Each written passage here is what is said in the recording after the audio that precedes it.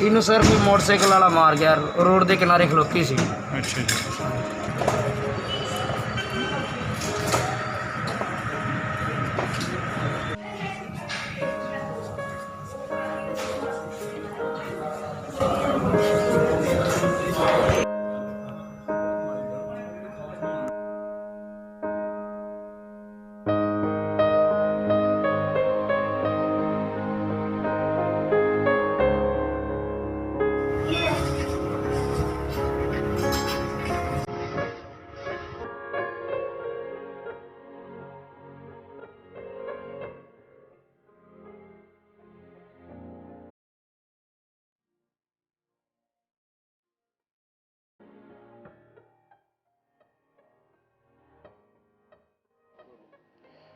ਸੰਗਤ aid medical fund ਦੇ ਵਿੱਚ ਤੁਹਾਡਾ ਸਵਾਗਤ ਹੈ ਜੀ। ਵਾਹਿਗੁਰੂ ਜੀ ਕਾ ਖਾਲਸਾ, ਵਾਹਿਗੁਰੂ ਜੀ ਕੀ ਫਤਿਹ ਜੀ। ਸੰਗਤ ਜੀ, ਅੱਜ ਅਸੀਂ ਤਰਨਤਾਰਨ ਦੇ ਉਸ ਇਲਾਕੇ ਦੇ ਵਿੱਚ ਪਹੁੰਚੇ ਹਾਂ ਜਿੱਥੇ ਲੋਕ ਰਾਤ ਨੂੰ ਛੱਤ ਹੇਠਾਂ ਨਹੀਂ ਬਲਕਿ ਖੁੱਲ੍ਹੇ ਅਸਮਾਨ ਦੇ ਥੱਲੇ ਜਿਹੜਾ ਉਹ ਆਪਣੀ ਨੀਂਦ ਪੂਰੀ ਕਰਦੇ ਆ। ਅਤੇ ਕਈ ਪਰਿਵਾਰ ਇੱਥੇ ਝੁੱਗੀਆਂ ਝੌਂਪੜੀਆਂ ਦੇ ਵਿੱਚ ਰਹਿ ਰਹੇ ਆ, ਉੱਪਰ ਤਰਪਾਲ ਪਾਈ ਹੋਈ ਹੈ, ਪਰ ਕਈ ਪਰਿਵਾਰ ਨੇ ਜਿਹੜੇ ਉਹਨਾਂ ਕੋਲ ਝੁੱਗੀ ਦੀ ਵੀ ਸਹੂਲਤ ਨਹੀਂ, ਅਤੇ ਜਿਹੜੀ ਉਹਨਾਂ ਦੀ ਪ੍ਰੋਪਰਟੀ ਹੈ ਉਹ ਸਿਰਫ ਇੱਕ ਗੱਡਾ, ਇੱਕ ਕੋਈ ਜਾਨਵਰ, ਕੋਈ ਬਲਦ ਕਹਿ ਸਕਦੇ ਹਾਂ ਨਾਲ, ਜਾਂ ਕੋਈ ਖੱਚਰ ਕਹਿ ਸਕਦੇ ਹਾਂ। ਅਤੇ ਹਮੇਸ਼ਾ ਪੰਜਾਬ ਦੇ ਕਦੇ ਇਸ ਇਲਾਕੇ ਦੇ ਵਿੱਚ ਜਾਂ ਕਦੇ ਕਿਸੇ ਇਲਾਕੇ ਦੇ ਵਿੱਚ ਜਿਹੜਾ ਆਪਣਾ ਰੁਜ਼ਗਾਰ ਲੱਭਦੇ ਆ, ਦਿਹਾੜੀ ਕਰਦੇ ਆ, ਸੜਕਾਂ 'ਤੇ ਲੁੱਕ ਪਾਉਂਦੇ ਆ, ਜਾਂ ਕੁਛ ਵੀ ਹੋਰ ਜਿਹੜਾ ਆਪਣਾ ਚਾਰਾ ਚਲਾ ਕੇ ਉਹ ਜਿਹੜਾ ਰੋਟੀ ਦਾ ਸਾਧਨ ਬਣਾਉਂਦੇ ਆ। ਅੱਜ ਅਸੀਂ ਉਸ ਇਲਾਕੇ ਦੇ ਵਿੱਚ ਪਹੁੰਚੇ ਹਾਂ ਅਤੇ ਜਿਹੜੇ ਪਰਿਵਾਰ ਨਾਲ ਤੁਹਾਨੂੰ ਅੱਜ ਮਿਲਾਉਣਾ ਹੈ, ਇਹ ਬੇਸਿਕਲੀ ਜਿਹੜਾ ਇਹਨਾਂ ਦਾ ਪਿਛੋਕੜ ਹੈ ਰਾਜਸਥਾਨ ਤੋਂ ਨੇ। ਪਿਛਲੇ 15 ਸਾਲ ਤੋਂ ਇਹ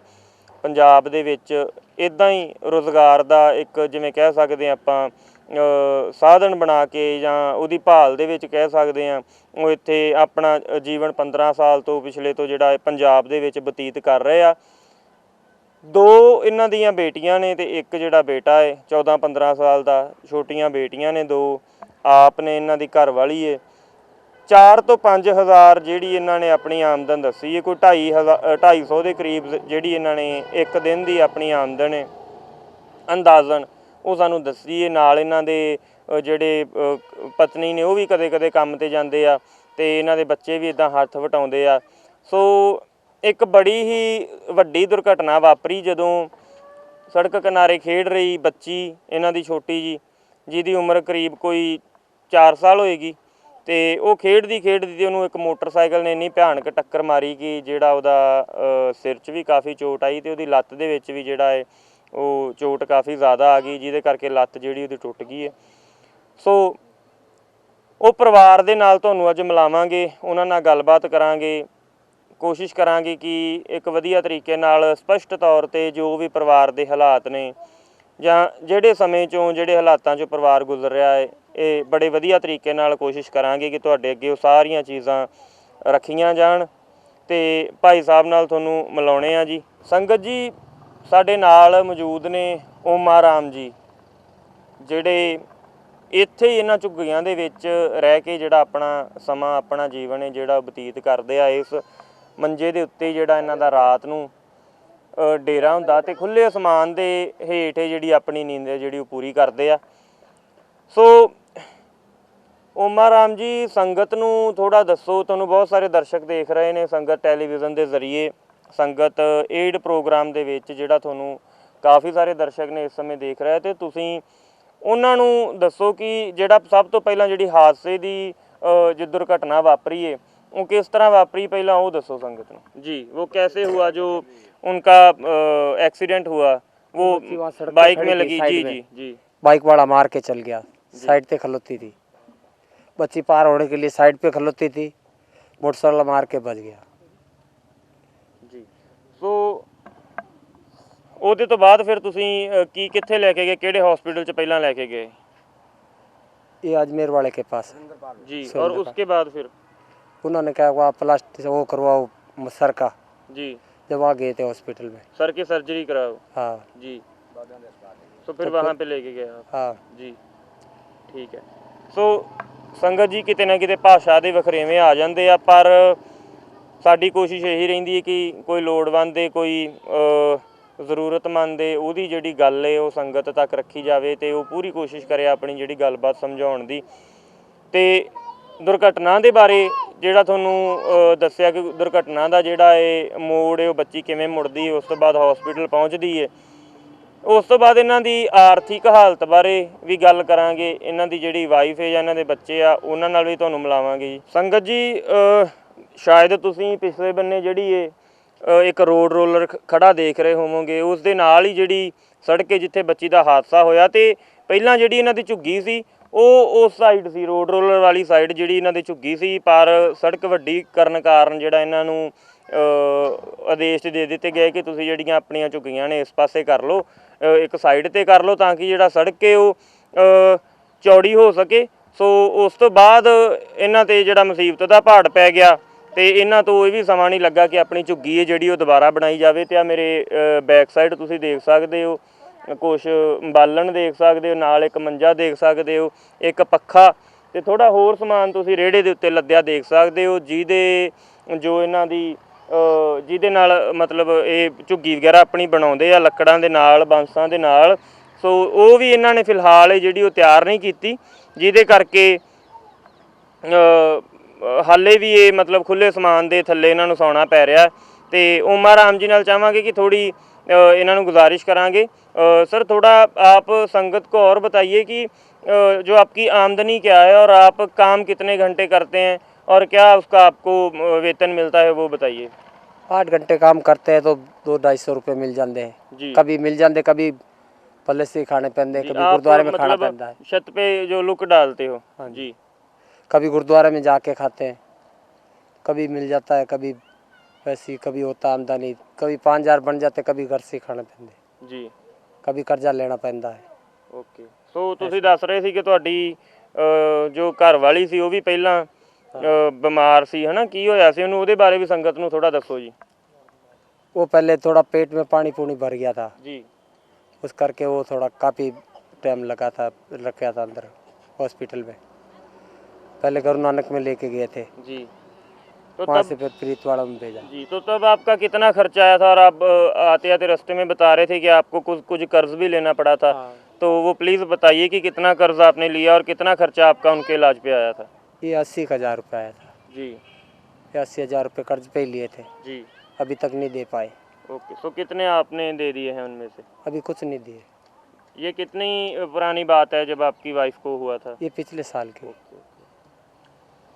ਸੋ ਸੰਗਤ ਜੀ, ਜਿਹੜੇ ਇਹਨਾਂ ਦੀ ਆਮਦਨ ਹੈ ਇਸ ਤਬਕੇ ਦੀ ਕਹਿ ਸਕਦੇ ਹਾਂ ਜਾਂ ਇਸ ਵਰਗ ਦੀ ਕਹਿ ਸਕਦੇ ਹਾਂ, ਉਹ ਇੰਨੀ ਕੁ ਹੁੰਦੀ ਹੈ ਕਿ ਜੇ ਇੱਕ ਕਰਜ਼ ਦੇ ਉੱਤੇ ਇਹਨਾਂ ਨੇ 70-80 ਹਜ਼ਾਰ ਰੁਪਇਆ ਫੜਿਆ, ਉਹ ਜਿਹੜਾ ਇਹ ਵਾਪਸ ਨਹੀਂ ਕਰ ਪਾਉਂਦੇ, ਕਿਉਂਕਿ ਜਿਹੜੀ ਇਹਨਾਂ ਦੀ ਆਮਦਨ ਹੈ ਉਹਦੇ ਨਾਲ ਸਿਰਫ ਉਹਨਾਂ ਕੋ ਗੁਜ਼ਾਰਾ ਹੀ ਚੱਲਦਾ, ਜਿਹਦੇ ਨਾਲ ਇਹਨਾਂ ਦਾ ਰਾਸ਼ਨ ਪਾਣੀ ਅਤੇ ਖਾਣ ਪੀਣ ਦਾ ਜਿਹੜਾ ਸਮਾਨ ਹੈ ਜਾਂ ਕੋਈ ਹੋਰ ਜ਼ਰੂਰੀ ਵਸਤਾਂ ਜਿਹੜੀਆਂ 5,000-5500 ਰੁਪਈਏ ਨਾਲ ਜਿਹੜੀਆਂ ਇਹਨਾਂ ਦੀਆਂ ਮਹੀਨੇ ਦੀਆਂ ਘਰ ਦੇ ਵਿੱਚ ਆਉਂਦੀਆਂ ਨੇ।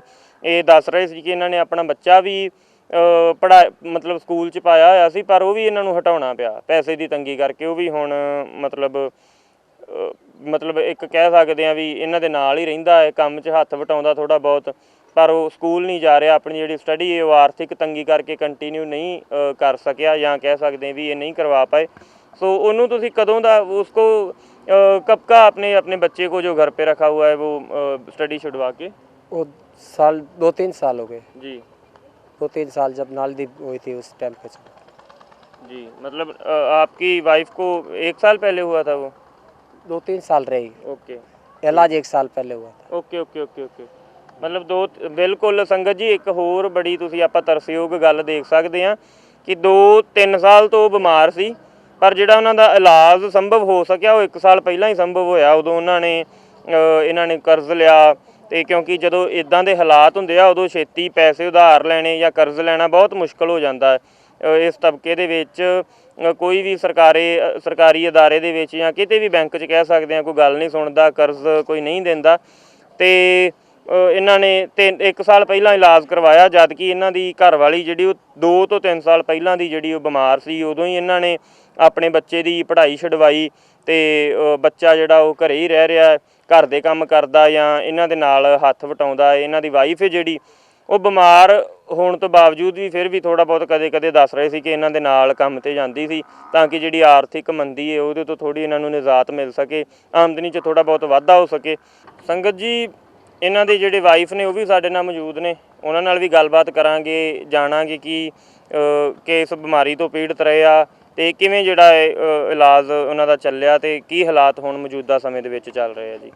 जी बहन जी, आप संगत को बताइए कि जब आप बीमार हुए तो क्या हुआ था आपको, मतलब प्रॉब्लम क्या थी आपको? मेरे को टीबी हुआ था। ओके। हाँ जी, तो पहले तो हमने यहीं पैसे लगाए, पता नहीं लगा तो यहीं पैसे लगाए थे।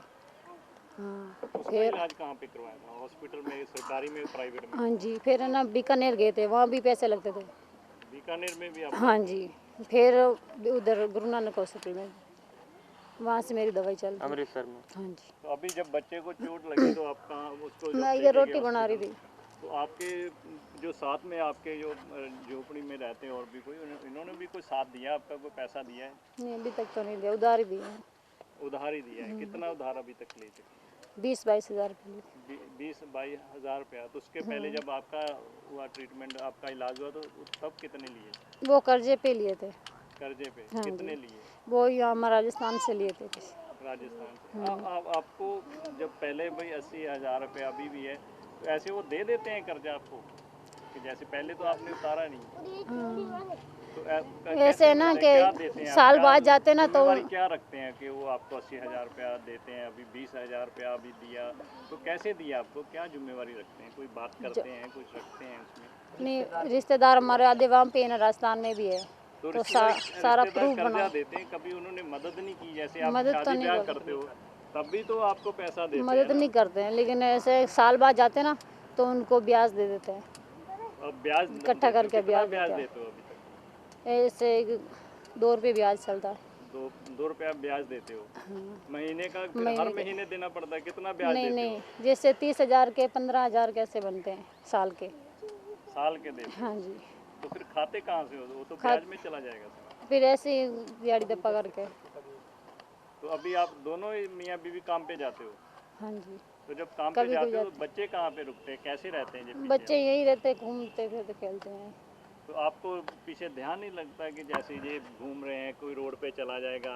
जैसे अभी आपके साथ जो हादसा हुआ है उसी का कारण तो यही है ना कि आपका कोई जिम्मेवार कोई झोंपड़ी में रहता है जो आपका जो पीछे बच्चों का ध्यान रखता हो? कोई ऐसे पीछे बुजुर्ग रहते हैं आपके पास? बुजुर्ग तो कोई नहीं रहते, वो तो जो अभी आए थे वो तो रिश्तेदार है, उनको तो तो कैसे ये बच्चों की जिम्मेवारी किस पे डालते हैं? बच्चे ऐसे ही खेलते रहते हैं। ये बड़ी लड़की ये रखती है इसको तो आपको जो चाहिए ना, कोई ना कोई तो पीछे रुकना चाहिए। अभी देखो कितना बड़ा हादसा हो हाँ गया, जी। कितना पैसा उस पे लगेगा, आँख पे भी चोट है उसकी, वो कंचकों का करके टांग हो भी गया। टूट गई उसकी।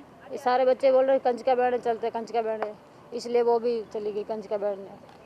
तो बाहर घर में गए, किसी के घर में गए? हाँ,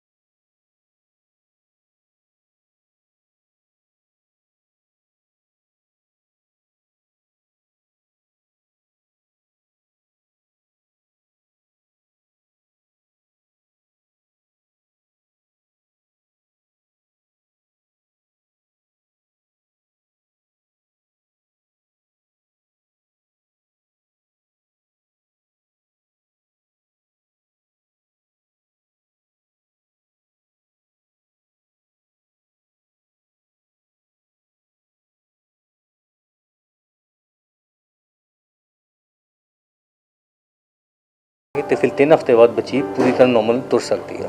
ਬਿਲਕੁਲ। ਹਾਂਜੀ। ਤੇ ਆਲਮੋਸਟ ਕਿੰਨੇ ਦਿਨ ਸਰ ਡਿਸਚਾਰਜ ਹੋਣ ਤੇ ਜਿਹੜੇ ਲੱਗਣਗੇ?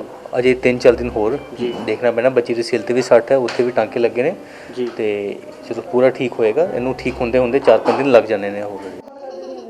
ਸੰਗਤ ਜੀ, ਜਿਹੜਾ ਮਾਹੌਲ ਤੁਸੀਂ ਦੇਖਿਆ, ਤੁਹਾਨੂੰ ਵਿਖਾਇਆ ਸੀ ਕਿ ਜਿਹੜੀ ਝੁੱਗੀਆਂ ਦੇ ਵਿੱਚ ਇਹ ਬੱਚੀ ਰਹਿੰਦੀ ਹੈ ਤੇ ਫਿਲਹਾਲ ਹੁਣ ਝੁੱਗੀ ਵੀ ਜਿਹੜੀ ਇਹਨਾਂ ਦੀ ਉਹ ਇੱਕ ਹਿਸਾਬ ਦੀ ਕਹਿ ਸਕਦੇ ਹਾਂ ਵੀ ਆਪਾਂ ਇਹਨਾਂ ਨੇ ਖੋਲ੍ਹ ਕੇ ਢਾਹ ਕੇ ਉਹਨੂੰ ਰੱਖਿਆ ਹੋਇਆ, ਉਹ ਵੀ ਹਾਲੇ ਬਣਾਉਣਾ ਉਹਨੂੰ ਬਾਕੀ ਹੈ।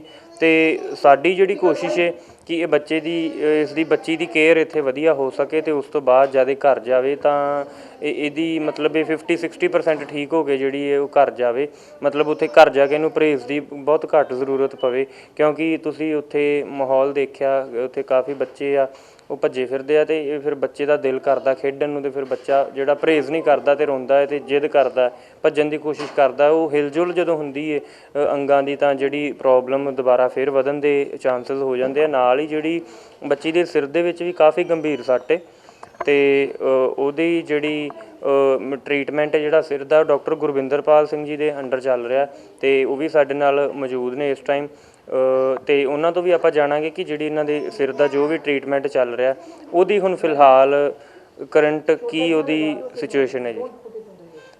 ਸਤਿ ਸ਼੍ਰੀ ਅਕਾਲ ਡਾਕਟਰ ਸਾਹਿਬ। ਡਾਕਟਰ ਸਾਹਿਬ, ਤੁਸੀਂ ਇਹਨਾਂ ਦੇ ਜਿਹੜੇ ਸਿਰ ਦੇ ਵਿੱਚ ਜੋ ਵੀ ਪ੍ਰੋਬਲਮ ਜੋ ਸੱਟ ਆਈ ਹੈ ਉਹਦਾ ਮੈਡੀਕਲ ਟ੍ਰੀਟਮੈਂਟ ਤੁਹਾਡੇ ਅੰਡਰ ਹੈ ਤੇ ਸੰਗਤ ਨੂੰ ਪਲੀਜ਼ ਦੱਸੋ ਕਿ ਉਹਦੀ ਹੁਣ ਕੀ ਸਥਿਤੀ ਹੈ ਜੀ। ਠੀਕ ਹੈ, ਇਹਨਾਂ ਨੂੰ ਸਿਰ ਦੀ ਸੱਟ ਵੀ ਕਾਫੀ ਲੱਗੀ ਹੋਈ ਸੀ, ਸਿਰ ਦੇ ਵਿੱਚ ਕਲੌਟ ਸੀ। ਹੋਪਫੁਲੀ ਅਸੀਂ ਕੱਲ੍ਹ ਜਾਂ ਪਰਸੋਂ ਇੱਕ ਸੀਟੀ ਸਕੈਨ ਕਰਾਂਗੇ। ਤੇ ਸੰਗਤ ਜੀ, ਡਾਕਟਰ ਅਨੂਪ ਕਾਲੀਆ ਜੀ ਤੋਂ ਆਪਾਂ ਜਾਣਿਆ ਕਿ ਨਾਲ ਦੀ ਨਾਲ ਆਪਾਂ ਐਕਸ-ਰੇਜ਼ ਦੇ ਜ਼ਰੀਏ ਸਮਝਿਆ ਵੀ ਕਿ ਪਹਿਲਾਂ ਆਪਰੇਸ਼ਨ ਤੋਂ ਪਹਿਲਾਂ ਇਹਨਾਂ ਦੀ ਕੀ ਬੱਚੀ ਦੀ ਸਿਚੁਏਸ਼ਨ ਸੀ ਤੇ ਆਪਰੇਸ਼ਨ ਤੋਂ ਬਾਅਦ ਕੀ ਇਹਦਾ ਜਿਹੜਾ ਹੁਣ ਕਰੰਟ ਸਿਚੁਏਸ਼ਨ ਕੀ ਹੈ। ਤੇ ਡਾਕਟਰ ਗੁਰਵਿੰਦਰਪਾਲ ਸਿੰਘ ਜੀ ਨੇ ਵੀ ਜੋ ਸਿਰ ਦਾ ਮਤਲਬ ਸਾਨੂੰ ਦੱਸਿਆ ਸਿਚੁਏਸ਼ਨ, ਤੇ ਸਰ ਸਭ ਤੋਂ ਪਹਿਲਾਂ ਬਹੁਤ-ਬਹੁਤ ਧੰਨਵਾਦ। ਸੋ ਸੰਗਤ ਜੀ, 1 ਮਹੀਨਾ ਜਿਹੜਾ ਸਰ ਕਹਿ ਸਕਦੇ ਆ ਤਕਰੀਬਨ ਜਿਹੜੀ ਦਵਾਈ ਚੱਲ ਸਕਦੀ ਹੈ ਤੇ 3-4 ਦਿਨ ਜਿਹੜਾ ਹਸਪੀਟਲ 'ਚ ਇਹਨੂੰ ਹੋਰ ਬੱਚੀ ਨੂੰ ਰੱਖਣਾ ਪਏਗਾ। ਉਸ ਤੋਂ ਬਾਅਦ ਬੱਚੀ ਆਪਣੇ ਘਰ ਜਾਏਗੀ ਤੇ ਨਾਲ ਹੀ ਜਿਹੜੀ ਇਹਦੀ ਦਵਾਈ ਹੈ ਉਹ ਕੰਟੀਨਿਊ ਚੱਲਦੀ ਰਹੇਗੀ। ਸੋ ਸੰਗਤ ਜੀ, ਸਾਡੀ ਇਹੀ ਤੁਹਾਡੇ ਅੱਗੇ ਹੱਥ ਜੋੜ ਕੇ ਬੇਨਤੀ ਹੈ ਕਿ ਇਹ ਮਾਸੂਮ ਜਿਹੜੀ ਬੱਚੀ ਹੈ ਜਿਹਨੇ ਕਾਫੀ ਜਿਹਦਾ ਆਪਣੇ ਪੈਰਾਂ 'ਤੇ ਤੁਰਨ ਨੂੰ ਜੀ ਕਰਦਾ, ਖੇਡਣ ਨੂੰ ਜੀ ਕਰਦਾ ਆਪਣੇ ਦੋਸਤਾਂ ਦੇ ਨਾਲ, ਉਹ ਠੀਕ ਹੋ ਕੇ ਆਪਣੇ ਘਰ ਦੇ ਵਿੱਚ ਜਾ ਸਕੇ। ਤੋ ਸੰਗਤ ਜੀ, ਤੁਸੀਂ ਪਲੀਜ਼ ਇਸ ਬੱਚੀ ਦੀ ਵੀ ਹੈਲਪ ਕਰਨੀ ਹੈ ਜਿਵੇਂ ਹੁਣ ਤੱਕ ਤੁਸੀਂ ਬਾਕੀ ਪੇਸ਼ੈਂਟਸ ਦੀ, ਬਾਕੀ ਮਰੀਜ਼ਾਂ ਦੀ ਵੀ ਹੈਲਪ ਕਰਦੇ ਆਏ ਹੋ। ਇਸ ਬੱਚੀ ਦੀ ਤੁਸੀਂ ਇਸ ਬੱਚੀ ਦੇ ਨਾਲ ਮੋਢਾ ਜੋੜ ਕੇ ਤੁਸੀਂ ਖੜਨਾ ਤੇ ਫਾਈਨੈਂਸ਼ੀਅਲੀ ਜਿਹੜਾ ਇਹ ਬੱਚੀ ਯੋਗ ਹੋ ਸਕੇ ਤੁਸੀਂ ਇਹਨੂੰ ਯੋਗ ਕਰਨਾ ਆਪਣਾ ਟ੍ਰੀਟਮੈਂਟ ਕਰਵਾਉਣ ਦੇ ਵਾਸਤੇ। ਇੰਨੀਆਂ ਕੁ ਗੱਲਾਂ ਕਹਿੰਦੇ ਹੋਏ ਸੰਗਤ ਏਡ ਦੀ ਟੀਮ ਤੁਹਾਡੇ ਤੋਂ ਆਗਿਆ ਲਵੇਗੀ ਜੀ। ਵਾਹਿਗੁਰੂ ਜੀ ਕਾ ਖਾਲਸਾ, ਵਾਹਿਗੁਰੂ ਜੀ ਕੀ ਫਤਿਹ।